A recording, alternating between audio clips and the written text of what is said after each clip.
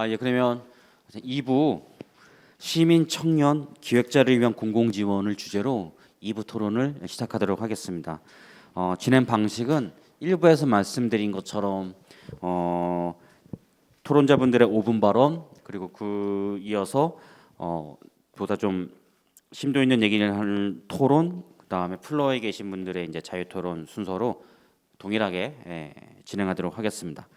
그럼 먼저 김동균 작가님의 토론이 있겠습니다.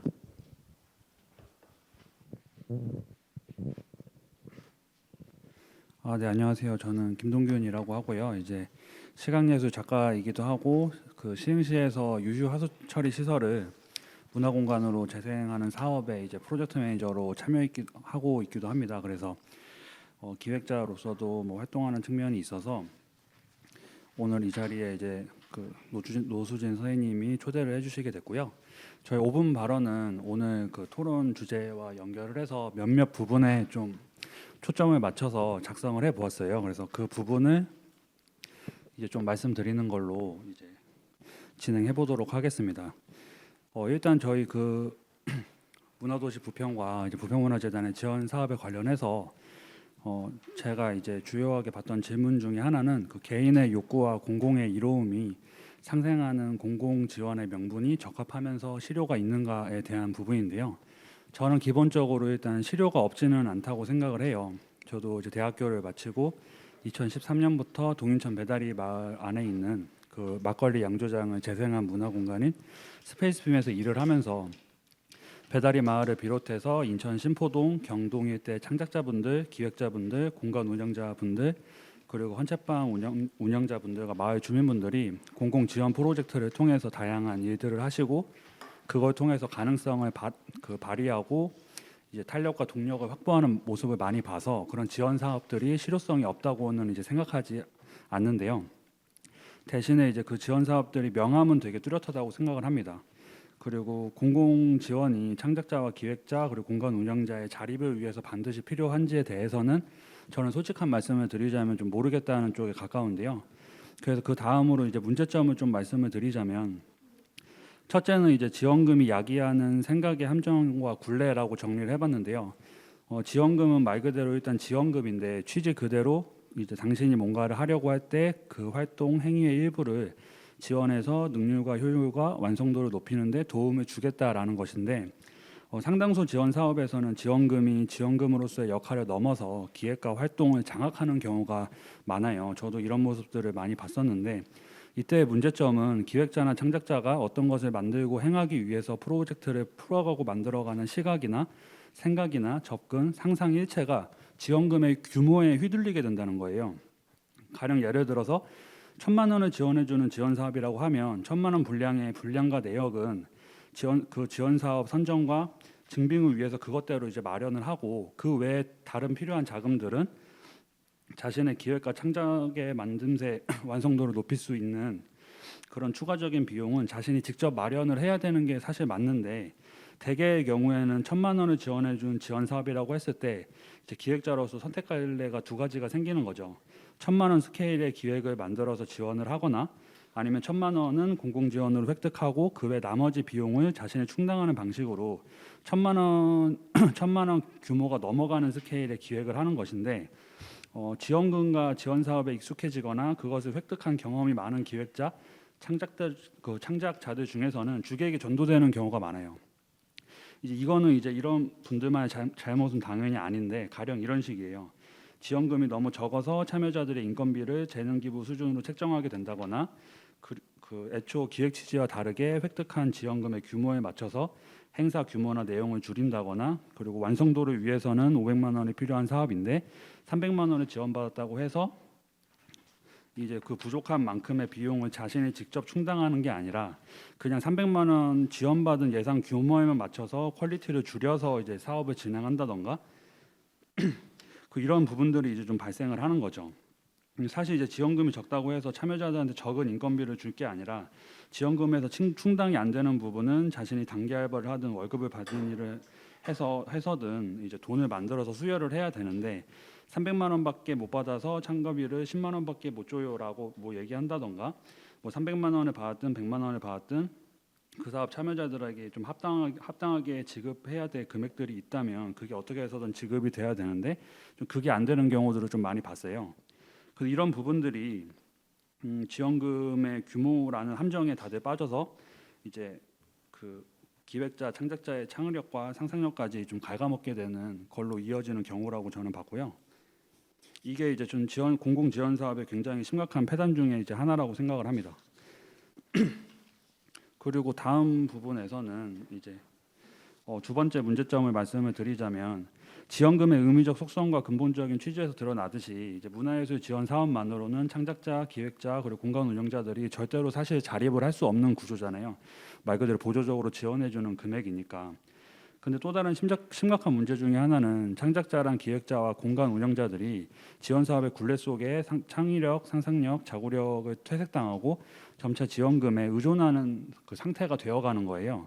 처음엔 자신이 하고자 하는 것에 대한 보조적 수단으로 지원 사업을 택했다가 나중에는 지원금이 없으니까 못해라는 이상한 주객전도적인 자가당착에 빠지게 되는 경우도 있고요. 그리고 지원 사업에 신청하고 선정되고 이것을 위한 결과를 만들고 그것을 검사 점검받고 그것에 대한 증빙을 하고 지원 사업을 시작하게 되는 순간부터 이 사이클이 시작이 돼요. 그리고 이 사이클과 함께 자신이 하고자 하는 일들을 같이 하는 구조가 되는데 이제 이 사이클을 수행하면서 자신의 창작이나 기획을 하기에도 품이 굉장히 많이 들어가기 때문에 예술가로서 실질적으로 자립을 하거나 자신만의 자구적인 수단을 위한 노력을 기울이는 것이 되게 많이 어렵게 됩니다. 그래서 지원금의 굴레에 들어갔을 때 되려 자립 능력이 강해지는 게 아니라 자립 능력이 저하되는 모습들이 발견되는 게 저는 지원 사업의 또 심각한 문제 중에 하나라고 봤어요. 그래서 이제 뭐 짧은 시간이니까 바로 대안을 말씀을 드려보자면 일단 이런 부분의 어려움은 사실 이제 그 문화도시 지원 사업을 받은 부평시나 그 외 문화재단 같은 지역 하위 기관들에서는 해결하기 어려운 부분들이 많아요. 그래서 사실 이런 논의들이 최상위 부처급에서 이루어져야 되고요. 기재부나 문체부 정도 선에서 이런 실질적인 대안이나 지원 사업의 어려움을 풀어갈 수 있는 방안들을 같이 모색을 해야 최상위 부서가 바뀌어야만 시스템이 바뀌고 그 아래 지원 사업들이 더 좋아질 수 있거든요. 마무리 짧게 부탁드리겠습니다. 네네네. 네. 그래서 첫 번째 대안은 그거고요. 그 외에는 이제 지원 사업에 있어서 가장 고질적인 문제점 중에 하나인 행정 과정과 증빙의 간소화가 필요하다고 생각을 해요. 그리고 그 다음에는 예술가들이 지원금에 계속 의존하는 게 아니라 자기 스스로 건강하게 창작을 할 수 있게 그 안정적인 일자리가 이제 확대가 돼야 된다고 생각을 합니다. 파견 예술인 제도는 한계와 제약이 되게 많아가지고 예술가들이 좀 재정적인 수단을 확보할 수 있는 안정적인 정규직 일자리나 최소 200에서 250만 원 정도를 이제 매월 월급으로 받을 수 있는 일자리들이 많아져야 된다고 생각을 해요. 그리고 이제 마지막으로는 공공과 문화예술 종사자 그리고 뭐 자본을 가진 기업이나 이제 민간 사업자들 간의 큐레이션 관계가 구축이 되어야 된다고 생각합니다. 그래서 근원적으로는 이제 공공에서는 예술가들한테 고기를 주는 게 아니라 고기를 잡는 방법을 알려주는 역할을 해야 된다고 생각을 하거든요. 그래서 제가 이제 준비해서 드릴 말씀은 여기까지 말씀드리고 정리하도록 하겠습니다. 예, 감사합니다. 김동균 작가님께서는 우리나라 지원 사업에 갖고 있는 문제점의 종합 패키지를 다 담아 주셨네요. 예, 감사합니다. 예, 참고로 말씀을 드리면 김정근 대표님 말씀 듣기 전에 잠깐 말씀을 드리면 복지는 국가 사무라고 생각이 법에 딱 있어요. 복지는 국가가 해야 될 국가 사무예요. 국가가 해를 대행해 주니까 사회복지관 있지 않습니까? 사업을 들 때 인건비랑 운영비를 같이 줘요. 그런데 문화예술은 국가의 책무라고 생각하지는 않아요. 왜 그러냐면 취향의 문제와 표현의 문제는 국가가 개입할 수 없는 영역입니다. 그래서 이게 사업비가 아니고 보조금이에요. 보조해 준다. 그래서 인건비랑 경산비를 지원해 주지 않습니다. 그래서 이제 기재부 아까 이제 김동균 작가님이 말씀해 주셔서 기재부에서 보는 문화예술 지원에 대한 지원금의 성격을 그렇게 규정하고 있고 바라보기 때문에 이 문제는 굉장히 좀 풀기 좀 어렵네요. 그래도 저희가 계속 지속적으로 두들겨야겠죠. 네, 좋은 제안 감사드립니다. 다음은 김정근 대표님의 토론을 듣도록 하겠습니다. 네, 반갑습니다. 일단 소개 먼저 드리자면 저는 2016년부터 퍼스트 피플 국제 전통 예술 공연단으로 해서 외국인 그 공연단을 운영했었는데요.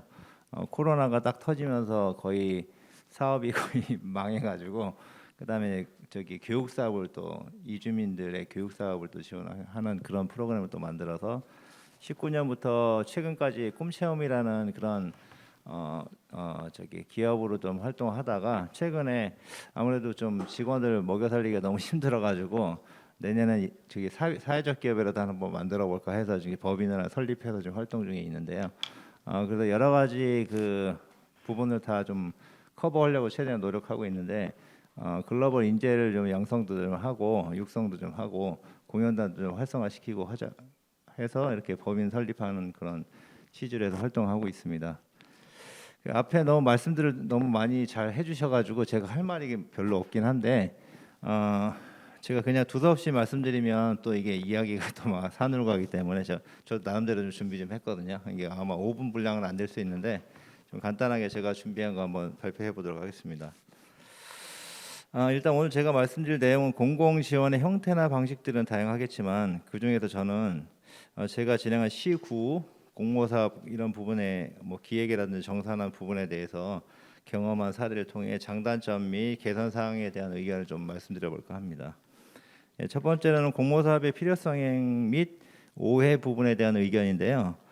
지역에서 새롭게 공공이익을 추구하는 단체나 모임들이 사업을 수행하는 과정에서 공공지원은 꼭 필요한 원동력이라 할 수 있겠죠. 하지만 그 소수의 지원자들 중에서 뭐 다 그런 건 아니시겠지만 처음 시작하는 단체에서 공공 지원에 대한 잘못된 접근으로 인해서 부평구 마을 활동가 제가 서포터즈로 잠깐 활동했었는데 그 내용은 공공 지원을 받는 것을 수익이라고 생각하시는 분들이 가끔 있는 것 같아요. 그래서 저도 오늘 이 말씀을 어느 정도 수위에서 말씀을 드릴까 생각하다가 좀 제가 좀 약간 공무원들의 좀 편에 서서 이야기하는 것 같은 그런 느낌이 들 수도 있는데 조금 오해는 말아주시기 바랍니다. 제가 기획 운영했던 공모사는 보통 주관 단체 직접 인원 및 시설에 대한 지원 부분은 거의 없잖아요. 그래서 보통 이 공모사업에 아까 말씀하신 대로 보조금 지원 사업 정도를 제가 좀 많이 다뤄봤는데 외부 강사 및 재료비 부분만 이렇게 지원받을 수 있는 사업 형태이죠. 그래서 이런 부분을 그 수익이라고 생각하시는 분들이 이런 부분이 잘 이해하지 못하고 접근을 할 경우에는 설명회라든지 뭐 회계 교육이라든지 이런 부분이 지금 진행하고 있는데 그 부분을 좀 약간 좀 강화해야 되지 않는가 이런 생각도 했고요. 두 번째는 공모 사업의 진행 방향에 대한 의견인데 지역의 요구나 지역 요구나 필요에 의한 공모 사업 방식에 대한 내용 사례인데 이 공모 형태에는 공모전 충분한 사전 조사 및 지역의 주민들의 의견을 반영되어 진행해야 하는데도 불구하고 요건 이제 다른 공모 사업 사례를 말씀드리는 거예요. 제가 말이 좀 꼬였는데 이 부분은 어떤 단체가 어떤 그 의제 사업 같은 걸 받아서 이렇게 한 그 단체들에 제가 속해서 또 활동을 하다 보니까 느낀 점을 말씀드리는 건데 이게 이제 지역의 주민들이 필요한 부분이나 욕구를 충족하는 사업으로 흘러가야 되는데 그 임원이나 그 한 개인의 어떤 리더가 이제 이 사업들을 갖다 막 휘두르는 경우가 있어요. 그래서 이게 이 공공 사업이라고 하기도 애매하고 어떤 사람의 의지로 이런 사업을 왜 펼쳐가는지는 이해를 못 하겠더라고요. 그래서 저도 그 활동을 좀 하다가 이해를 도저히 못해서 거기 탈퇴했어요.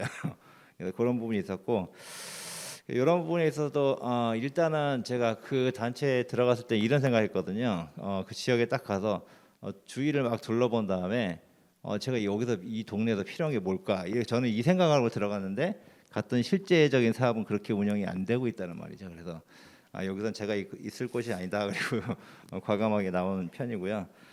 세 번째는 공공지원의 새로운 전환에 대한 제안을 좀 제가 먼저 적어봤는데 공모 사업들은 보통 인건비나 재료비 부분을 지원하는 방식의 공모 사업인데 공모 사업 수행자들에게 시간이나 비용적인 측면에 부담이 많이 가는 부분이 있잖아요.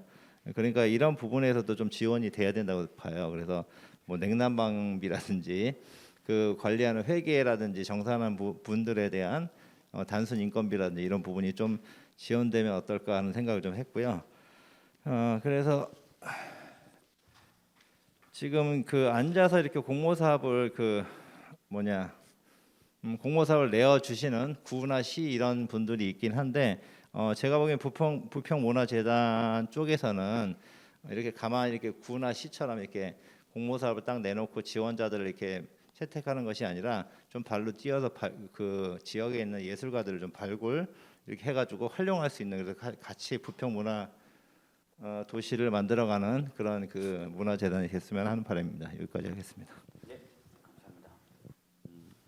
네, 그 공공 지원은 수익이 아니다라고 이제 말씀을 해 주셨는데, 예, 참 어려운 문제죠. 공공 지원 규모 자체도 작은데, 그죠? 공공 지원에 대한 좀 이해가 좀 부족해서 사업 진행에 대한 그런 목표나 이런 것들이 좀 잘못 설정되는 경우가 많다, 이렇게 지적을 해주셨습니다. 다음은 김민성 부평문화도시센터 에서 근무하고 계신 김민성 선생님의 토론을 듣도록 하겠습니다. 네, 안녕하세요. 저는 부평구문화재단 문화도시센터 시민팀에 속해 있는 김민성이라고 합니다. 현재 지금 계신 이 공간에서 공간 운영을 담당하고 있고요. 오늘 여기서 제가 말씀드릴 거는 어떤 센터의 입장에서는 아닐 것 같고요. 저도 이전에 지원 사업을 지원했던 청년이었고 그 청년으로서 어떤 것을 느꼈는지, 그리고 이렇게 재단에 들어와서 직원으로 일해 보니 이런 부분이 이해가 되더라, 그런 부분들을 조금 종합적으로 말씀드릴 수 있을 것 같습니다. 저는 일단 지원 사업을 다른 분들보다 참여한 지는 오래되지는 않았습니다. 거의 올해부터 참여를 하기 시작했고요. 그럼에도 다양한 곳에서 지원을 받아서 지금까지 한 6, 7개 정도 지원 사업을 참여를 했던 것 같습니다. 그렇게 했을 때 초심자로서 가장 어려웠던 부분이 아무래도 다들 말씀해 주시는 서류 제출 부분이 아닐까 해요. 저 또한 그 사업을 진행했을 때 많은 뭐 증빙 자료들이나 특히나 돈이 있는 경우에는 그 관련 제출들이 분명히 이루어져야 되는 부분들이 있기 때문에 굉장히 어려웠었습니다. 근데 다만 이제 재단의 직원이 소속되어서 일을 해보는 결과 어떤 지원이라 함에 있어서는 저희가 기본적으로 이걸 어떻게 말씀드려야 될지 조금 고민이 되긴 하는데, 제 지원을 투자라고 생각을 한다면 어떤 투자를 받은 사람들은 그거에 대한 책임이 따르고 결과가 따르지 않습니까? 그래서 그거에 대한 결과물들을 보여줄 수 있는 것들이 바로 증빙 서류라고 생각이 듭니다. 저희도 지원을 했을 때 어떤 이들이 이것을 어떻게 행하였는지에 대한 증거가 필요하고, 그것을 토대로 다음 사업을 계획하거나 아니면 또 다른 지원들을 할 수 있을 거라고 생각이 됩니다. 그래서 이 부분에 있어서는 아까 앞서 선생님들께서 말씀을 잘 해주셨는데 뭐 관련해서 계획서나 뭐 그런 사업 진행들에 대해서 필요한 서류들을 교육하는 시간들이 조금 있으면 될 것 같다는 생각이 들고, 관련해서는 조금 절충 방안을 한번 찾아봐야 될 것 같다는 생각이 듭니다. 또한 제가 이제 아무래도 저희가 문화예술 관련해서 얘기를 다루고 있다 보니까 청년의 입장에서 거시적으로 조금 생각이 드는 거는 현재 그 청년들이 문화예술을 소비를 할 때 어떤 대중적으로 소비를 하기보다는 한 가지 층에 굉장히 매니악하게 투자를 하고 있다는 생각이 듭니다. 그런데 만약에 개인의 취향에 부합만 한다면 그게 얼마든지 과감히 지출을 할 수도 있고 투자를 한다는 거고, 특히나 자신이 팬의 입장에서 되었을 때는 그것을 직접 홍보하는, 자신한테 무언가 떨어지지 않더라도 이렇게 적극적인 모습을 보이고 있는데, 이런 것들이 있어서 저희가 구나 단체에서 지원 사업을 할 때 보통은 이제 무료로 제공이 되는 경우가 많지 않습니까? 그런데 이런 것들이 사실 지원 사업 금액 같은 것들도 하시다 보면 조금 어려움이 있으실 수 있잖아요.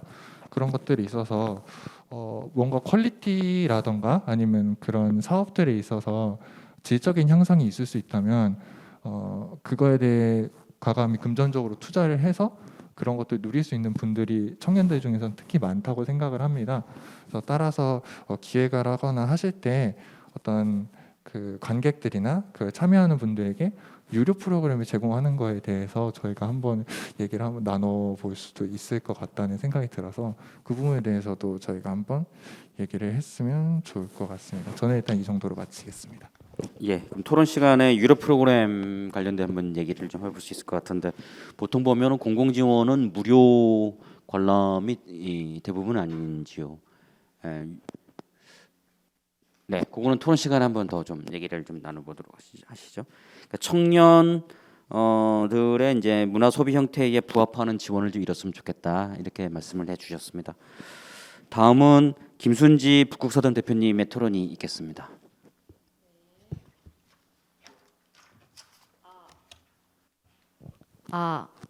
네, 안녕하세요. 인천에서 자그마한 독립서점 운영하면서 여러 문화 기획도 하고 또 책을 쓰거나 노래도 만드는 네, 잡상인 북극서점이라고 합니다. 네, 반갑고요.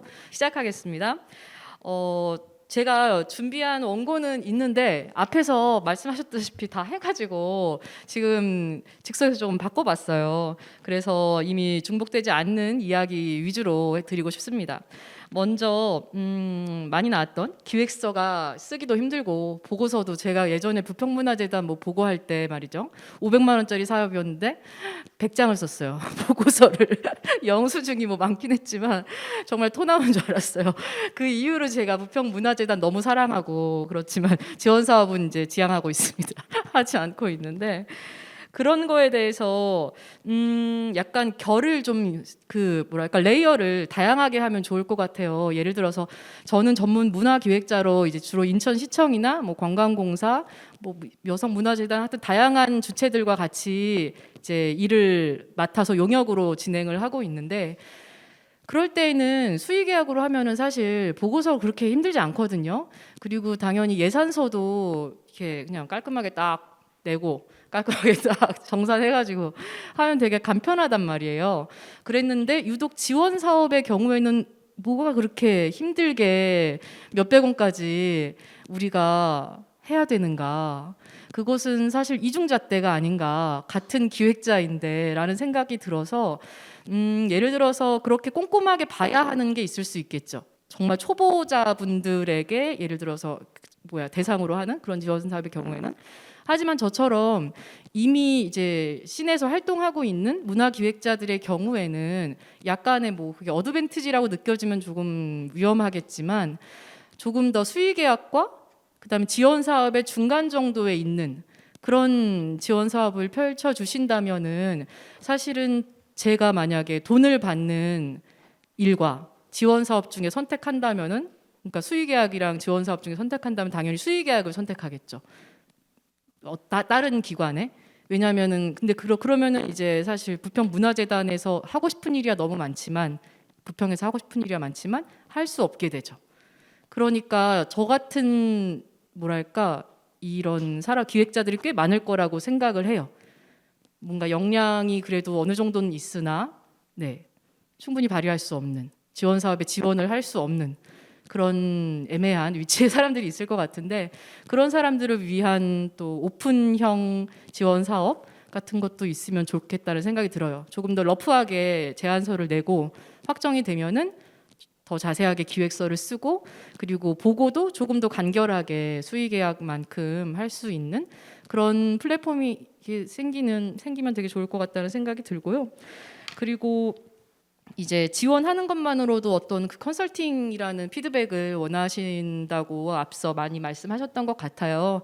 제가 작년에 서구문화재단의 의뢰를 받고 이제 20곳, 상반기 하반기 다 합쳐서 20곳의 이제 공간이나 예술가 분들에게 컨설팅을 해드리는 일을 했었거든요.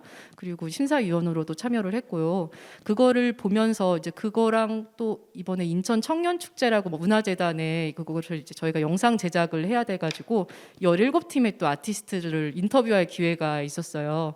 그 외에도 뭐 다 해서 이번에 한 50팀 정도의 예술가 분들과 조금 더 밀접하게 연결되는 경험이 있었던 것 같아요. 근데 그런 것들을 보면서 뭔가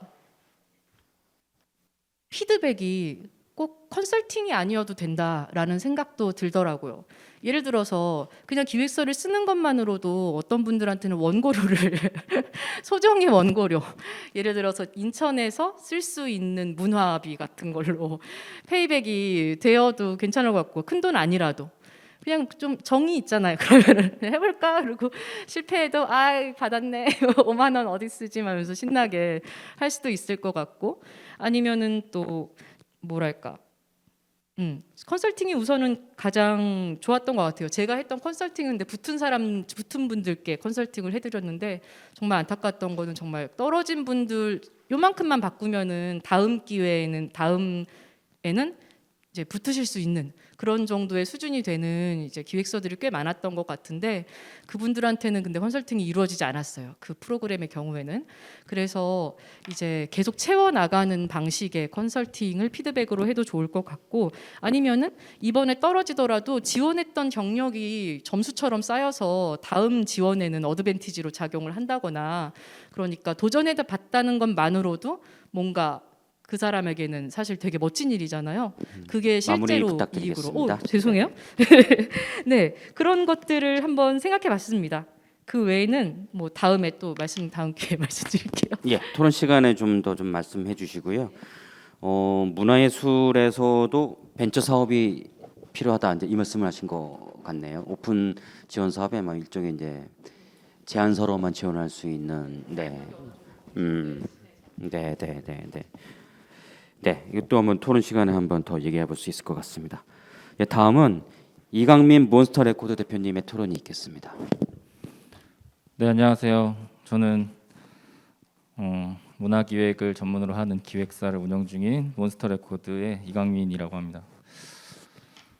일단 지금 북서점 대표님이 말씀하신 데 공감 가는 부분 되게 많고요.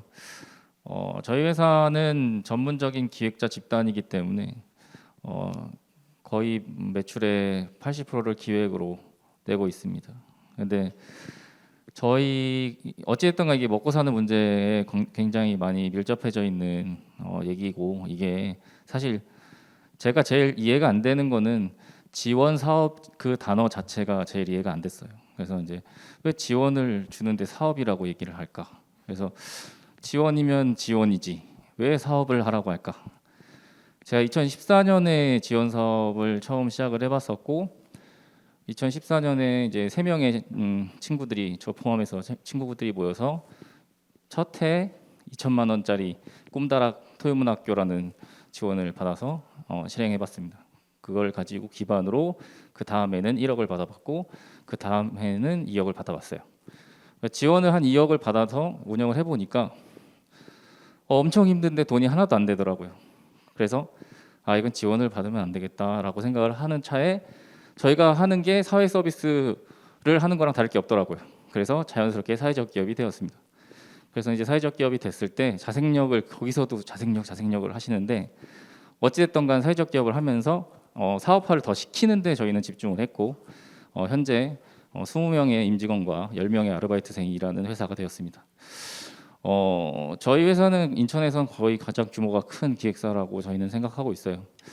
저희는 이렇게 제 사례를 살짝 얘기를 드리는 게 어차피 앞전에 말했던 것들은 다 비슷한 지원 사업의 어떤 부분이었기 때문에 그 지원금이라고 하는 부분에 노예가 되지 말자라고 생각해서 저희는 사업적으로 더 성장을 하기 위해서 노력을 했고 현재 그렇게 하고 있습니다. 근데 지원에 대한 취지가 예술가들에게 필요한 부분이 예술 활동을 지원하는 것이라면 저는 지원이 맞는 거라고 생각합니다. 근데 기획자의 어떤 그런 시각에서 지원을 해주는 것은 파일럿 정도의 프로젝트일 뿐이지 그거를 사업화시킬 수 있는 능력을 가진 사람은 분명 사업을 하게 돼 있습니다. 기획자들은.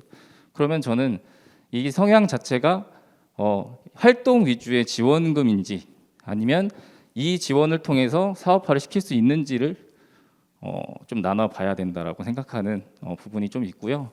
저희는 그런 지원금으로 받았던 어떤 프로젝트들을 하나의 포트폴리오로 활용을 해서 영업을 다녔습니다. 그래서 지자체나 아니면 관공서에 재단이든 아니면 말씀하신 대로 관광공사든 뭐 이런 데서 저희가 필요한 기획을 하실 수 있는 것을 저희한테 용역을 주시면 열심히 해볼 수 있겠습니다라고 해서 시작을 했었습니다. 그래서 그게 점차 커졌고 코로나를 저희는 어떻게 이겨냈냐면 열심히 활동을 하다가 코로나 갑자기 터졌는데 저희가 공간에 대해서 이제 되게 고민이 많았어요. 공간을 운영을 하고 싶어서 가지고 현재 지금 저희 회사는 이제 계양 경기장이라고 아시안 게임 경기 이후에 쓰지 않는 공간을 저희가 활용해서 한쪽은 카페로 만들어서 카페로 활용을 하고 있고 한쪽은 기획 사무실로 사용을 하고 있어요. 저희가 이렇게 해서 뭔가 약간 도시재생적인 느낌이 나는 기획을 한번 해보고 싶어가지고 들어갔는데 이게 또 잘 돼서 유명해지다 보니까 또 망해 있는 캠핑장의 주인께서 저희를 찾으셔서 저희가 캠핑장까지 이렇게 운영을 하게 되는 이런 상황이 왔고 코로나를 캠핑장으로 이겨내는 이런 기적 같은 일을 저희가 경험하게 되었죠. 이런 것처럼 이제 기획을 저희는 어쨌든 기획을 하는 집단이기 때문에 행정이나 이런 부분에 대해서 별로 어려움을 갖고 있지 않습니다. 그래서 제가 이제 말씀을 드리는 건 예술가 분들에게 필요한 건 활동비고 기획자들에게 필요한 거는 기획 비용인데 사업 비용이 필요한 겁니다. 그러니까 그런 부분에서 기획자분들이 조금 더 예술가 분들하고 친해지기 위해서는 어쨌든 이게 더 분리가 좀 더 필요한 것 같아요. 근데 예술도 하면서 기획도 해야 되고 기획도 하면서 사업도 해야 되니까 지금 이제 본인의 예술 활동을 하지 못하고 정산화가 1년이 가는 이런 걸 좀 방지하기 위해서 좀 더 기획자 분들과 예술가 분들의 어떤 지원과 사업의 경계를 좀 더 나눠주는 게 좋지 않을까라고 생각합니다. 이상입니다. 예, 이강민 대표님 토론 내용을 들었습니다. 다음은 조화연 심포니에타 단장님의 토론을 듣도록 하겠습니다. 네, 안녕하세요. 저는 인천에서 2004년부터 아이 심포니에타라는 실력단을 운영하고 있는 조화연입니다. 인천에서 나고 자라고 이런 얘기하면 굉장히 우스울지 모르시겠지만 진짜 인천에서 나고 자라면서 인천에는 저 때는 예고도 없었고 아직까지도 음대도 없습니다. 그래서 저는 인천을 버리지 못하고 내가 누군가에게는 선배처럼 뭔가 멘토가 될 수 있지 않을까 하면서 벌써 20년째 실내악단을 운영하고 있습니다. 제가 운영하는 실내악단은 현악기 베이스고 피아노와 성악단까지 구성되어 있는 실내악단입니다. 2004년도에는 문화재단이 막 시작될 때였기 때문에 그때는 인천시에 지원 사업을 받아야 되거나 아니면 어느 곳에서 초청했을 때 공연이 이루어지고 그렇지 않으면 다 자비를 들여서 공연을 했습니다. 근데 2004년에 인천문화재단이 생긴 이후부터 이제 지원 사업이 시작됐는데 저희도 2004년도에 창단을 했기 때문에 그때부터 어떻게 보면 재단하고 같이 시작을 한 단체가 아닐까 싶습니다. 그래서 지금 한 20년쯤 되고 나니까 저희는 이제 굉장히 큰 단체라고 다들 생각을 하시는 분들도 많지만 사실은 옆에 있는 우리 이강민 대표를 굉장히 부러워하고 존경하는 사람의 입장입니다. 왜냐하면 저는 할 수 없이 간해수공업하듯 연주도 하고 진행도 하고 기획도 하고 있지만 말씀하신 대로 이렇게 지원 사업을 받아서 제가 저를 유지하기는 굉장히 힘듭니다. 그렇다고 단원들을 유지하는 것도 굉장히 힘들지만 저는 코로나 직전까지도 단원들을 4대 보험을 다 해주고 월급을 주는 체제로 운영을 했습니다. 도저히 이해가 안 되실 수도 있겠지만 어쨌든 지원도 받고 또 초청 공연을 받아서 그거를 다 운영을 해서 직원도 한 2-3명 운영을 했었고 했습니다. 그래서 굉장히 모범적인 단체로 운영을 하고 있었는데 역시 지원금을 받지 않고 또 코로나가 터지고 공연이 줄고 나니까 운영을 할 수 없는 처지에 이르렀습니다. 2014년도에 저는 공연장을 만들었는데 그거는 저와의 약속이었고 우리 단원들하고의 약속이어서 공연장을 만들어서 단원들에게 마음껏 공연을 하게 해주자라는 취지로 공연장을 만들었습니다. 그런데 그 공연장을 만들고 나니까 지원이 딱 끊겼습니다. 왜냐하면 저 단체는 자생력이 생겼어라고 했기 때문에 저희에게 더 이상 지원금을 주지 않았습니다. 그래서 티켓을 팔아서 공연을 하고 싶었지만 인천 시민들께서 티켓비를 넉넉하게 주시지 않으셨습니다.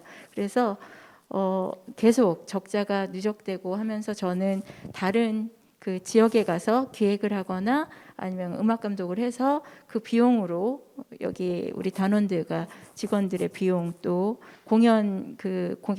공연장의 비용을 충당하기에까지 이르게 돼서 굉장히 힘든 시기를 보냈습니다. 그렇지만 저희는 거의 1년에 한 150회 정도의 공연을 했었기 때문에 여기저기서 입소문이 굉장히 많이 난 편이었어요. 그래서 코로나 시기에도 많은 공연이 취소되기도 했지만 그 와중에 우리 이 대표는 캠핑장을 운영을 했다고 했지만 저희는 발코니 콘서트를 제가 처음으로 인천시에서 주장을 해서 연수구에서부터 발코니 콘서트를 시작해서 전 그 서구 부평 뭐 곳곳에 그 발코니 콘서트를 하면서 입소문을 늘려갔고, 또 의료진들을 위한 힘내요 콘서트, 뭐 내가 네 편이 되어줄게, 뭐 제목도 다 그럴싸하잖아요. 이런 콘서트를 하면서 유지를 했습니다. 하지만 그래도 공모 사업이나 지원금을 받지 않고는 운영되기가 힘든 처지였어요. 그렇지만 제가 이제 공모 지원 사업을 거의 내지 않고 있는데, 그 이유는 자존심이 너무 많이 상하게 되는 거예요. 공모 사업을 냈을 때 어떤 그 재단, 그 모 재단에서는 만약에 전체 그 지원금이 많지도 않아요. 골고루 나눠주다시피 하는 600만 원의 지원금인데, 그 지원금에서 10%는 기획비를 그래도 한 2, 3년 전부터 책정을 해줬어요. 그리고 전체 금액의 50% 이상을 인건비를 주지 말라고 해요. 저희는 인건비가 제일 필요해요. 공연비기 때문에. 그런데 홍보비나 다른 사업비를 쓰더라도 인건비는 안 된다고 합니다. 그러면 300만 원 중에서 그 600만 원 중에서 50%면 300이잖아요. 그 중에서 60만 원 정도가 기획비로 들어갈 수 있어요. 나머지 240을 갖고 단원들이 저희가 10명이 넘는 단원들인데 그 단원들한테 마무리로 예, 좀 부탁드리겠습니다. 페이를 주라고 하더라고요. 말도 안 되는 그런 규율들이 있었어요. 그래서 그 게다가도 저희가 직원을 운영하지 않고 혼자 다 하면서 정산도 하고 공연도 하고 하기에는 굉장히 벅찹니다. 그래서 저희 같은 창작자들에게는 창작할 수 있는 기회를 더 많이 주는 그런 공모 사업이 필요할 거고, 예전 김대중 대통령의 저는 그 말을 되게 좋아하는데, 문화예술 분야는 정부가 간섭하면 망한다. 창의력을 자유롭게 발휘할 수 있도록 해야 되고, 지원은 하되 간섭을 하지 말아라 하는 말을 저는 굉장히 좋아합니다. 모든 재단이나 지자체에서 이런 예술가들의 창의성을 좀 보장해 줬으면 하는 바람을 해봤습니다. 예, 감사합니다. 2부 토론자분들이 말씀하신 내용들을 정리를 하면 5개 항목으로 정의가 가능할 것 같아요. 첫 번째, 지원 사업이 자립을 높일 수 있도록 해야 된다. 의존성을 높이게 하면 안 된다. 두 번째는 앞 일부에서도 같은 그런 사안이었습니다. 행정의 간소화.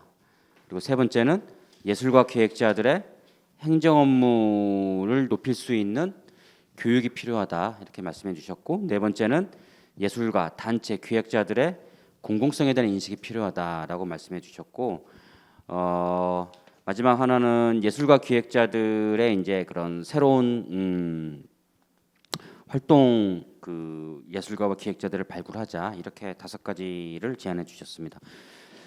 이 논의는 앞서 진행한 일부 논의와도 연결이 되는 것 같습니다. 이제 마지막에 우리 단장님께서 굉장히 이 논쟁이 되는 그 건을 제안해 주셨거든요. 8길이 원칙이에요. 암스랭스. 지원을 하되 간섭하지 않는다. 지원을 하되 간섭하지 않는다는 영국 예술위원회의 지원 원칙입니다. 근데 이거에 대한 해석이 되게 분분하거든요. 단장님께서는 이제 지원하고 정부는 행정은 간섭하지 말아라, 이렇게 말씀을 해주셨고, 다른 측면에서는 아니다. 8길이 원칙은 8길이 그 말 그대로 8길이다. 필요하면 개입한다. 서로의 약속에서 벗어난 경우에는 개입한다. 이제 이런 또 해석도 하시거든요. 그러면 다시 말씀드린 것처럼 1부 논제와 2부 논제가 연결이 되고, 또 지원에 대한 얘기들이 있기 때문에 현재 부평구 문화재단에서 진행하고 있는 지원 사업에 대한 그런 이야기들을 8길이 원칙에 한번 맥락에서 한번 얘기를 보면 어떨까 싶습니다. 이렇게 제안을 해주셔서 비슷한 얘기들입니다. 지금 다 해주신 말씀이 8길이 원칙에 해당되는 얘기들이에요. 그러면 우리 김동균 작가님 께서는 8길이 원칙을 어떻게 이해하시나요? 특히 이제 현장에서 배달이 우리 스페이스빔에서 이제 활동을 해보셨는데, 공공이 지원을 하되 간섭하지 않는다는 어떻게 이해를 하시고, 또 어떤 방향으로 돼야 되는지 좀 말씀해 주시면 감사하겠습니다. 저도 8길이 원칙에 대해서는 전적으로 이제 공감을 하고요. 지원을 해주되 이제 간섭하지 않는다에 있어서 이제 창작과 기획 그 기획의 자유를 이제 인정을 하고 지지를 하는 부분인데 사실상 공공에서 뭐 블랙리스트 사태나 이런 것들을 제외했을 때는 창작자나 예술가 그리고 기획자 뭐 공간 운영자분들이 이제 어떤 지원이나 공모 사업이 있을 때 자기가 하고 싶어하는 아이템, 만들고 싶은 전시, 작품 이런 것들을 계획안으로 만들어서 제출했을 때 그거를 많이 제약을 하거나 제재를 했다고는 생각하지 않아요. 그래서 뭐 비윤리적인 측면으로 지나치게 뭐 빠지거나 이러지 않는 이상 그런 주제나 콘텐츠에 대해서 뭐 공공기관에서 그렇게 많이 제약을 주거나 뭐 제한을 주지는 않았다고 생각하는데 공통적으로 지금 다들 나오는 얘기도 그렇고 제가 하고 싶었던 이제 부분도 그렇고 행정적인 규약이 너무나 지나칠 정도로 심해요. 근데 그게 지금 벌써 2022년인데 여전히 전혀 나아지지 않고 있고 나아지기는커녕 점점 더 이제 그런 사업을 했을 때 요구하는 서류의 그 수준이나 증빙의 수준의 난이도가 점점 더 높아지고 있고 저도 이제 그 시흥시 경관 디자인과 공무원 분들이랑 일을 하는데 공무원분들조차도 어떤 사업을 추진을 할 때 그 사업에 관련된 규정을 모두 100% 알고 진행할 수 있는 상태가 아니에요. 그래서 내가 경관 디자인과 공무원이 어떤 사업을 진행하고 있으면 자기는 그게 될 거라고 생각하고 진행을 하는데 일을 추진하다 보면 다른 부서에서 연락이 와요. 그래서 다른 부서에 그 부서에 관련된 전문 지식을 갖고 있는 사람만이 알고 있는 규정이 또 따로 있어요. 근데 그거를 또 누군가 확인을 해서 그 공무원분한테 알려주는 거예요. 지금 당신이 하고 있는 사업 이 규정에 걸려 이 규정을 해결하고 해야 돼. 그러면 또 그거를 해결하는 데 시간이 들어가잖아요. 근데 그걸 해결해서 또 진행을 하면 또 이번엔 다른 데서 연락이 와요. 이런 식으로 공공의 규약이라는 게 거의 백과사전급으로 비대해지고 방대해지고 있어서 사실상 이 팔길이 원칙을 가장 방해하는 요소는 저는 행정 이제 규정이라고 생각을 하거든요. 최근에 가장 저는 대표적으로 문제점이 심각하다고 봤던 게 그 공무원 사회에서 지금 대용량 메일로 문제 생기셨죠. 대용량 메일에서 문제가 생겼나 봐요. 근데 원래는 뭐 몇백 메가 뭐 한 1, 2기가까지 다 코리아 메일로 공무원분들한테 메일로 보낼 수 있었어요, 자료를. 근데 예술가분들도 그렇고 기획자분들도 그렇고 정산을 하든 사업을 하든 결과 자료들이 몇십 메가 몇백 메가가 되는 경우가 많잖아요. 근데 최근에 하필이면 대용량 메일로 그 공무원 사회에 대해서 문제가 생겨가지고 그거에 대해서 그 문제를 해결하기 위한 방안을 다 같이 일을 하기 좋게 더 좋은 방안으로 만들어야 되는데 해결책으로 뭘 제시했냐면 대용량 메일 보내지 마라, 대용량 메일 안 열리게 바꿔라 이렇게 바꿔놓은 거예요. 근데 저는 도저히 이해가 안 되는 거죠. 일을 도대체 어떻게 하라는 건지, 그리고 그 대안을 만들어서 하위 부서로 뿌린 그 사람이 정말 과연 컴퓨터를 하는 사람은 맞는 건지, 그리고 행정고시 뭐 이런 거 보고 다 들어가서 그 자리에 앉아 있는 사람일 텐데 내놓는 대안은 초등학생이 더 잘 내놓을 것 같은 거예요. 그거에 대한 해결책을. 근데 이런 수준으로 대한민국에서 제일 똑똑한 사람이 그 위에 앉아 있는데 대한민국의 제일 똑똑한 사람이 제일 어려운 시험까지 통과해서 만든 대안이라고 하기에는 너무도 되게 황당한 대안들이 공무원 사회 전반에서 규정을 계속 반복해서 낳고 있고, 팔길이 원칙을 가장 이제 저하하는 요소는 저는 이런 행정 규제들이라고 저는 생각을 합니다.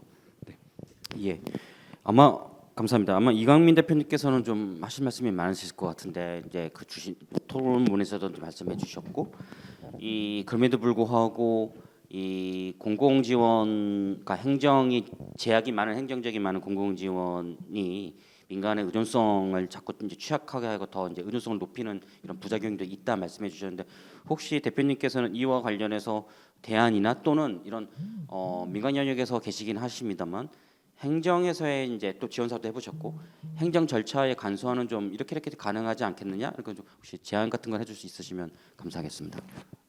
뭐 전에 또 이제 뭐 재단에서 이제 요청하셔서 얘기를 했던 적도 있는데, 일단 금액이 어느 정도의 금액의 상한선을 두고 어느 정도 금액까지는 그냥, 그러니까 예를 들어 뭐 공연을 아까처럼 해야 되는 경우인데 인원이 많잖아요. 인원도 많고 그러면 인건비를 쓸 수 있고 이런 부분에 대해서, 그러니까 큰 금액이 아닌, 그러니까 사실 1,000만 원 미만 정도의 사업 같은 경우에는 민간에서 봤을 때 개인적으로 봤을 때 그게 큰 금액일 수 있지만 공연을 하는 어떤 그 대규모로 움직이시는 이렇게 인원이 많으시는 분들이 1,000만 원 정도 예산으로 공연을 하는 것 자체가 크지 않거든요, 사실상. 그래서 이런 그런 금액을 좀 편하게 쓸 수 있는 금액을 좀 정해 놓으면은 그래도 공연하시는 분들, 예술 활동을 하시는 분들한테는 어느 정도 제약이 좀 풀릴 것 같긴 하거든요, 저는. 근데 저희처럼 기획을 전반적으로 이제 뭐 지역 활성화 뭐 어떤 기획을 한다든지 아니면 문화 기획을 해서 뭔가에 대해서 사업화를 시켜야 되는 이런 전문적인 영역으로 들어가는 기획자들한테는 물론 제안을 받아야겠죠. 더 큰 제안도 받고 PT도 받고 더 확실한 어떤 증빙도 받아야겠죠. 근데 아까 말씀드린 것처럼 예술 활동을 하시는 분들한테는 지원이 필요한 거지 사업이 필요한 게 아니기 때문에 그분들의 활동을 장려할 수 있는 별도의 활동 지원 정책의 어떤 그 심사 기준이 필요한 거죠. 그러니까 활동가들이 사실 영수증 모으고 카드 어떻게 쓰는지를 일일이 증빙하고 그걸 붙이고 있는 그 시간에 더 연습을 할 수 있고 예술 활동을 할 수 있게 좀 더 시간을 할애할 수 있게 해줘야 맞다라고 저는 이제 기획자 입장에서 생각하고 그거는 그 사업비 그러니까 이만큼을 주더라도 전혀 문제될 정도로 큰 일이 벌어지지 않을 정도의 사업비의 어떤 그 제한을 주고 활동을 자유롭게 할 수 있는 게 좀 많아진다면 괜찮지 않을까라고 생각하고 있습니다.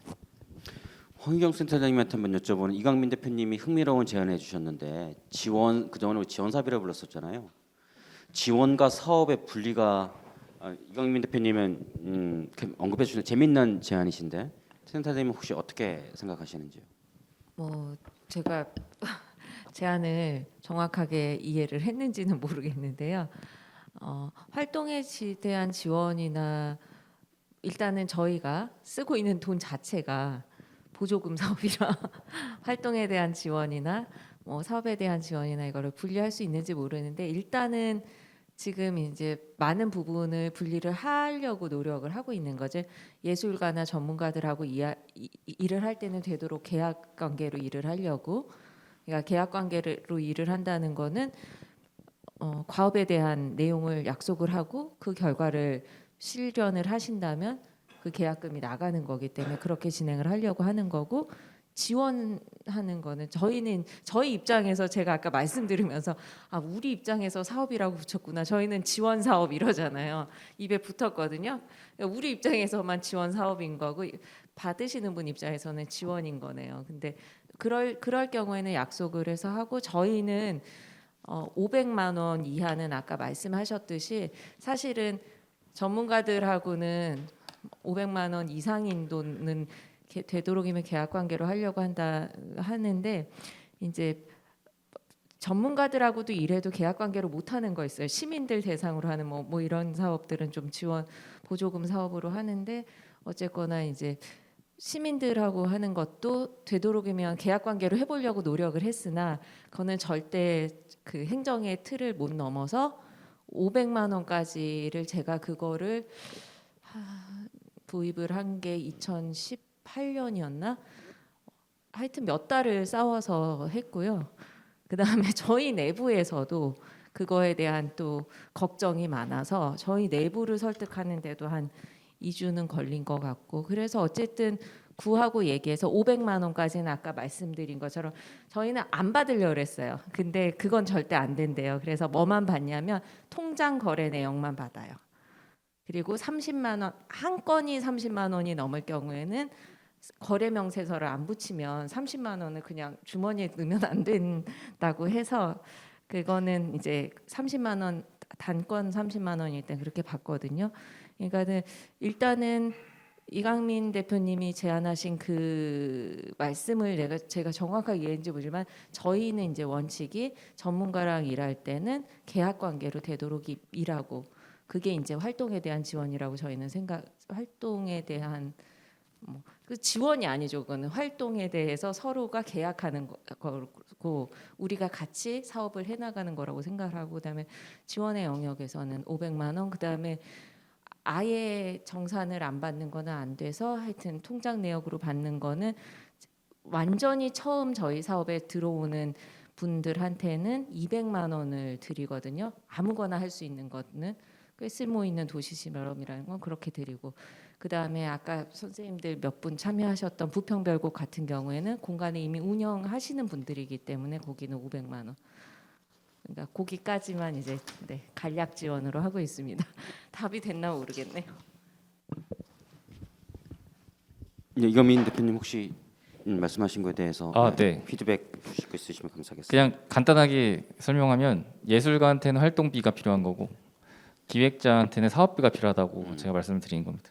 그런데 이제 예술가가 이제 사업비를 받아서 증빙하는 시간에 예술 활동을 할 수 있게 어느 정도의 금액을 제한하지 않고 지원한다는 개념이기 때문에 공모 사업 자체를 공모 사업이 아니라 공모를 통해서 예술가를 지원하는 형태. 그러니까 공모 사업을 빼고 예술가 뭐뭐 공모 이게 뭐뭐 지원 공모 해서 하면 어쨌든간 그거는 활동 위주의 어떤 성향을 가지고 있는 공모이기 때문에 뭘 증빙하거나 이런 것보다 이 사람들이 예술 활동하는 거에 대한 지원이 들어간다라고 하는 취지가 더 강력한 거고 어떤 사업이다라고 하면은 사업의 결과물을 뽑아내야 되는 거에서 취지를 가져갈 수 있기 때문에 사업화 시킬 수 있는 어떤 부분에 대한 기획적인 역량이나 사업성을 보고 심사를 하는 부분이 되겠죠. 그러니까 지원과 사업의 어떤 예술, 그냥 문화 예술도 웃긴 얘기잖아요.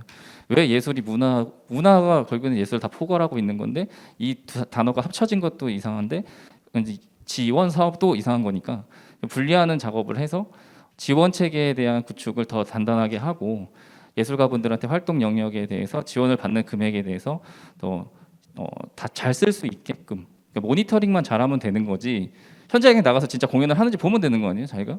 근데 그거를 뭐 음향비를 얼마를 썼고 막 이거를 다 해가지고 생각해서 이런 걸 하고 있으니까 이제 그럼 아니면 음향팀이나 이런 거 붙여두든지 네, 그냥 인건비로만 다 측정해주든지 하면 되는 건데 그런 게 좀 안 되니까 지원은 지원대로 하고 사업은 사업성을 가지고 있거나 기획적인 영역에서 지역에 관련돼 있는 이 예산이 시민들한테 진짜 쓰였을 때 좋은 평가를 받을 수 있겠다는 건 사업화를 시켜야죠.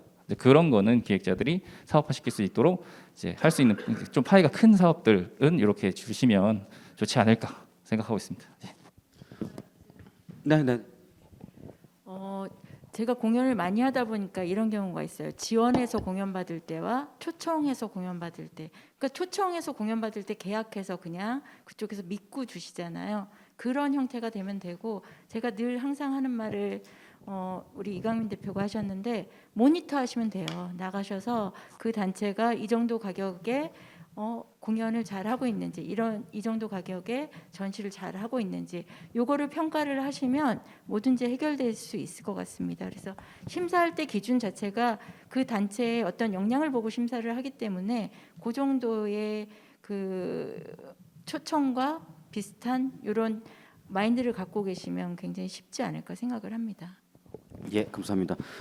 저는 그 이광민 대표님의 제안이 굉장히 좀 혁신성이 있다라고 해서 좀 긍정적으로 좀 이렇게 보는 면이 있는데 예술가 활동과 기획자의 사업 지원은 구분해서 지원해야 된다 이 말씀을 하신 거죠? 이거는 좀 깊이 살펴볼 필요가 있을 것 같습니다. 이거에 대한 논의와 이제 실천적인 것들이 좀 효과성이나 이런 것들이 좀 물론 시범 기간이 필요하겠습니다만 잘만 되면 문화예술 지원에 혁신이 일어날 수도 있다고 좀 높게 좀 기대해 볼 수 있을 것 같아요. 그런 논의 후속적으로 계속 이어왔으면 좋겠다는 생각입니다. 질문이 있는데 일단 저희는 기획자까지도 예술가 영역으로 보기 때문에 사업을 내용을 바꾸면 다 계약 관계로 할 것 같은데 이강민 대표님이 말씀하실 때 기획자에 대한 아까 잠깐만요.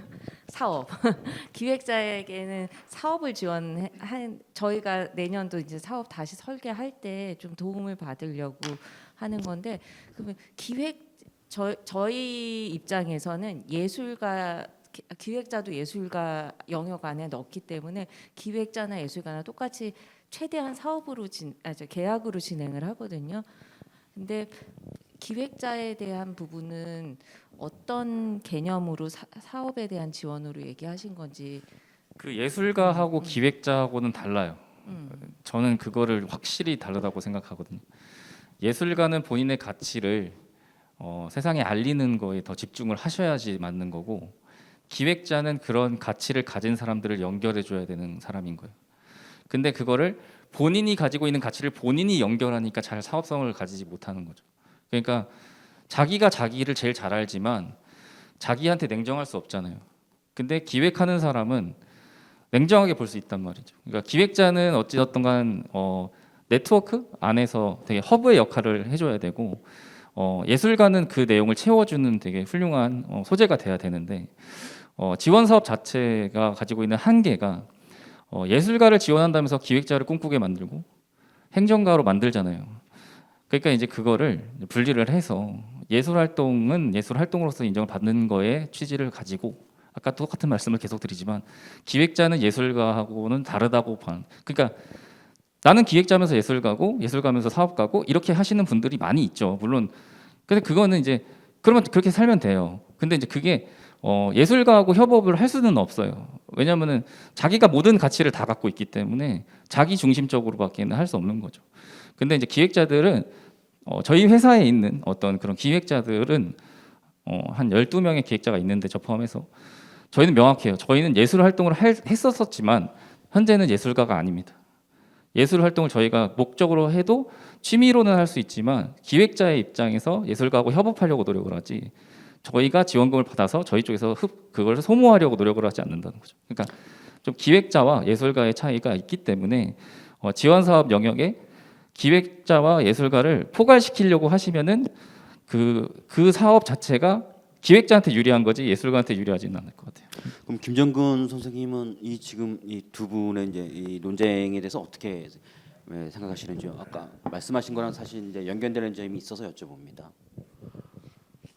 제가 앞에 말씀하신 분들하고는 조금 그런 거는 제가 받아보지 못했기 때문에 이 부분에도 뭐라 이렇게 언급하기는 좀 어렵긴 한데 제가 이제 문화둘의 시민회 아까 막 가입하라고 하셨잖아요. 저는 문화둘의 시민회에 가입해가지고 작년에 그 300만 원짜리를 한번 받아봤거든요. 그건 원래 일반 공모사업은 그 비영리 단체만 지원되는 줄 알았는데 일반 개인 사업자한테도 지원이 가능하더라고요. 그래서 저는 그때 할 때 되게 좋은 인상을 받았거든요. 그러니까 왜냐하면 구시 공모사업만 하다가 이 사업을 받았는데 너무 서류도 좀 많이 간소해진 것 같기도 하고 그래서 저는 좋은 인상을 받았는데 이런 부분에는 제가 잘 모르니까 그런 부분은 잘 이해를 못했고요.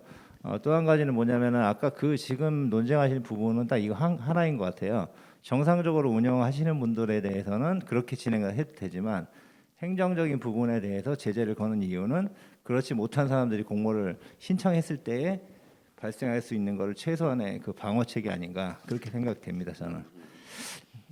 예. 그럼 김민성 선생님은 사실은 이제 중간 지원 조직에 있으시잖아요. 이거 매일매일 겪고 스트레스 받는 업무 아니신가요? 예.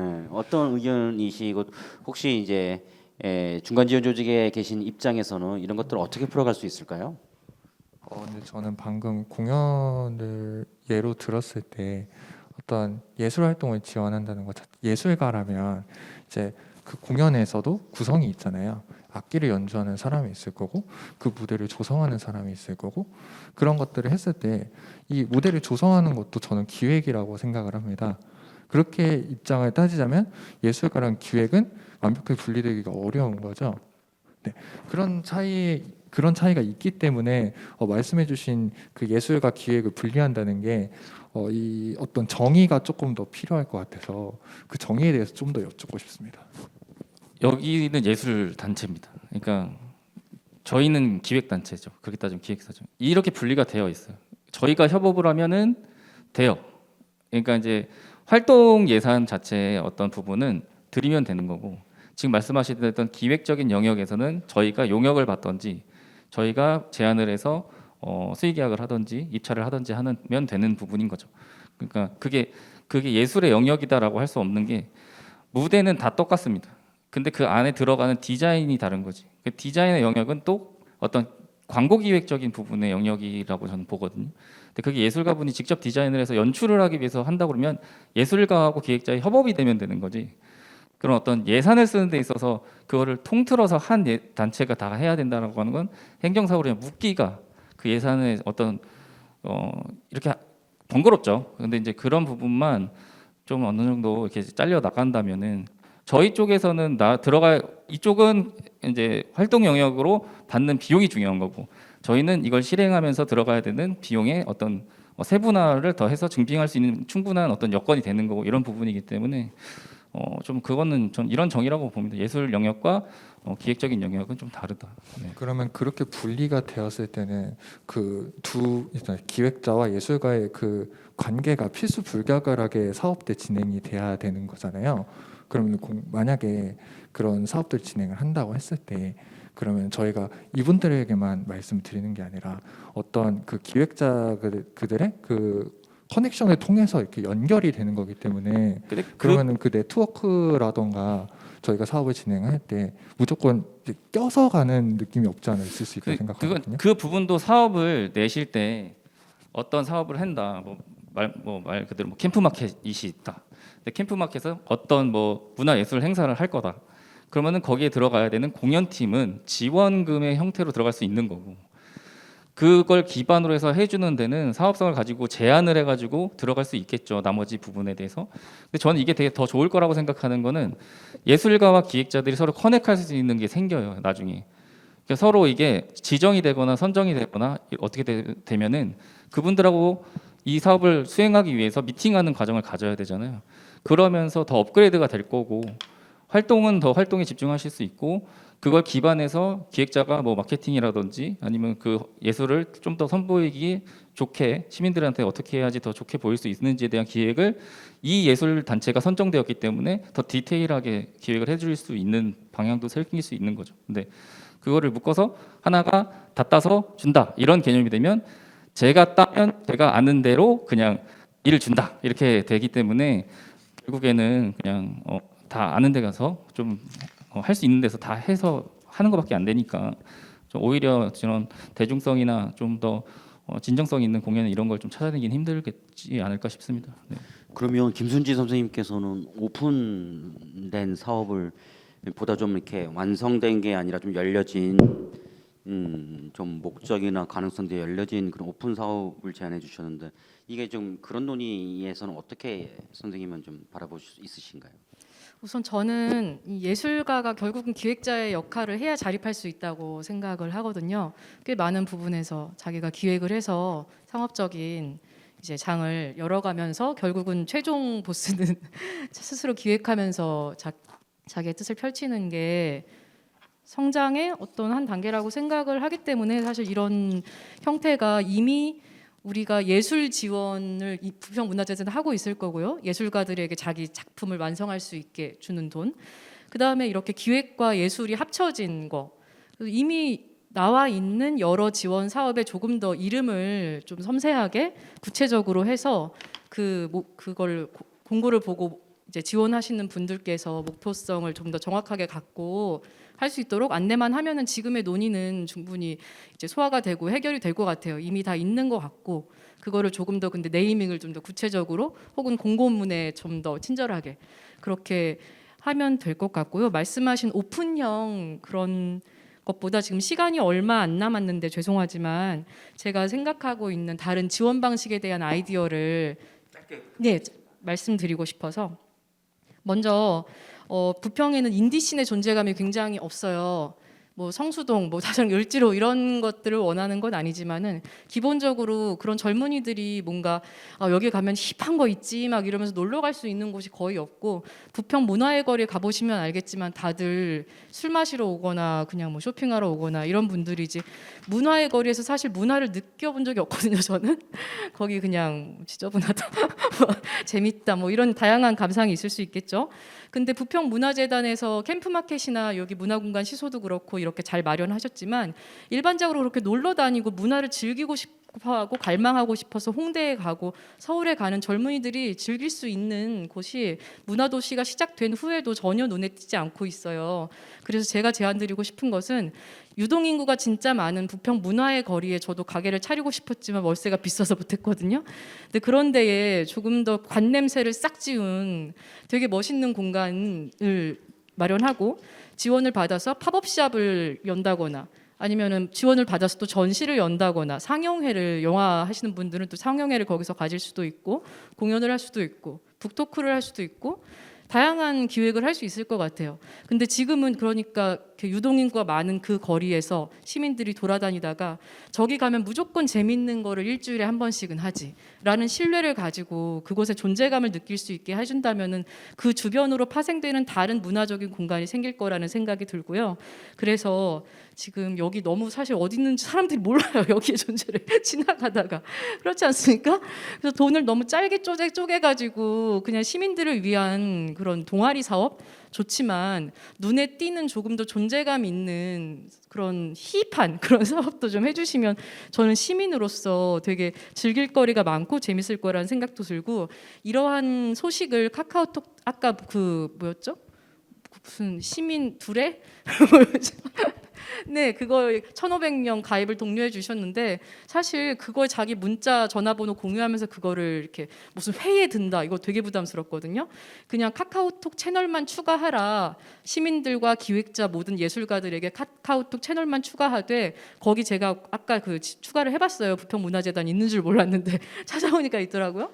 근데 거기에 지원 사업 탭을 하나 더 마련해 주시고 기획자들이나 이런 예술가들이 그 카카오톡 채널을 통해서 그런 지원 사업을 좀 알 수 있고 시민들은 지원 사업을 통해 공모가 되어서 실제로 이루어지는 여러 문화 사업을 홍보하는 데 되게 어려움을 겪고 있잖아요. 그런 것들을 좀 즉각적으로 받아볼 수 있는 그냥 카카오톡 채널로 일어나 하면은 어떨까라는 생각도 들고 뭐 그 외에도 너무나 제안 드리고 싶은 게 많지만 시간 관계상 다양한 네트워킹 이런 모인 분들끼리 네트워킹하는 방법에 대해서도 아이디어가 있는데 나중에 시간이 된다면은 발언권을 주시면 감사드리겠습니다. 우리 이강민 대표님이 말씀하신 거는 제 생각에는 아마도 무대 감독 쪽에 큰 하드웨어적인 기획을 말씀을 하시는 게 맞을 것 같고 저희처럼 예술단체 쪽의 기획이라고 하면 그러니까 그냥 기획하니까 헷갈리시는 것 같아요. 이거는 예술 감독 쪽의 기획, 저거는 커다란 전체적인 공연을 만들어가는 기획 이렇게 나눠 보시면은 좀 덜 헷갈리지 않을까 싶습니다. 제가 제안을 드리면 좀 간단하게 말씀해 주시겠습니까? 지금 북극서점 대표님이 말씀해 주신 게 제안하고 싶어하는 게 이게 기획적인 부분의 사업성을 가진 겁니다. 네. 저도 동의합니다. 그럼 어떠신지요? 오늘 말씀해 주신 거를 정리를 하면 저는 이렇게 한번 사업 설계를 할 수 있을 것 같아요. 기획서 제안서를 먼저 받고 그 기획서 제안서를 실현할 수 있는 예술가들과 함께 논의해서 완성된 제안서를 제출하면 그걸 지원할 수도 있겠다. 그게 이제 말씀하신 그런 내용이신 거죠. 근데 그걸 하면은 또 평가리가 될 수 있으니까. 그렇죠. 네. 공유해서 공개적으로 하면 좋겠습니다. 네.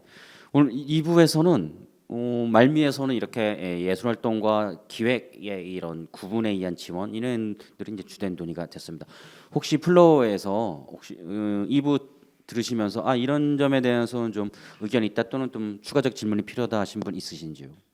한 가지만 그냥 문화도시로 선정이 됐잖아요 기준이. 근데 예산 집중이 돼 있나요? 100억으로 알고 있는데 저희가 90억인가? 뭐 원래는 190억이라고 그렇죠. 했는데요. 150억. 네, 그래서 저는 여기서 궁금한 게 이 100억이라는 이 추천된 이 금액을 5년이잖아요. 4년 4년 계획안을 좀 들을 수 있나 해서요. 여기 창작, 예술, 시민, 청년, 기획자를 위한 지원 그 방안이 어떤 게 있는지 알고 싶습니다. 네, 저희가 연초가 아니죠. 3월에 성과 보고회를 하면서 이제 발표를 드리고 또 저희 홈페이지 문화도시 홈페이지 가면은 설명이 되어 있는데 이제 아마 보셨을 거예요. 저희 홈페이지가 오래돼 가지고 접근하기도 어렵고 예쁘지도 않으실 거라 지금 홈페이지 또 개편 작업하고 있거든요. 그러니까 그쪽으로도 말씀드리고 저희 사업에 대해서는 유튜브 채널에 그러니까 사업 내용을 보시는 것보다 유튜브 채널에 보시면 저희가 하고 있는 사업들을 유튜브 채널에 계속 업로드하거든요. 그럼 동영상으로 보시면 또 더 이해가 쉬우실 거고요. 저희가 매번 행사할 때마다 앞머리에 어떤 지원 사업을 하든 사업에 대해서 설명을 계속 하고 있거든요. 그래서 그런 것도 참고하시면 좋을 것 같고 같고 일단은 오늘 문화도시 부평 사업에 대한 부분들을 저희가 말씀드리면서 조금 쉽게 전체 사업에 대해서 어떤 사업이고 사실 오늘 말씀 나온 사업이 저희 사업 내용에 거의 다 들어 있거든요. 각각의 다양한 사업들이 그러니까는 예술가들이 기획적인 걸로 해서 제안하고 뭐 시장 조사하고 하여튼 여러 가지 있습니다. 사업이 그런 부분들을 조금 쉽게 이해할 수 있게 정리를 해가지고 또 올려놓도록 하겠습니다.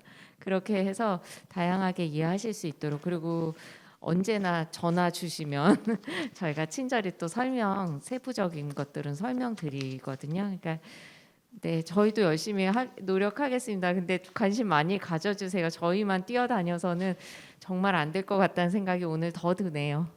네 선생님 존재 감사드리고요. 자주 놀러 오세요. 예. 그러면 이제 시간이 다 돼서 3시간을 이렇게 말씀을 나누고 이렇게 특히 플로에 계신 분들은 엄청 힘드셨을 텐데 감사드리고 마무리를 하도록 하겠습니다.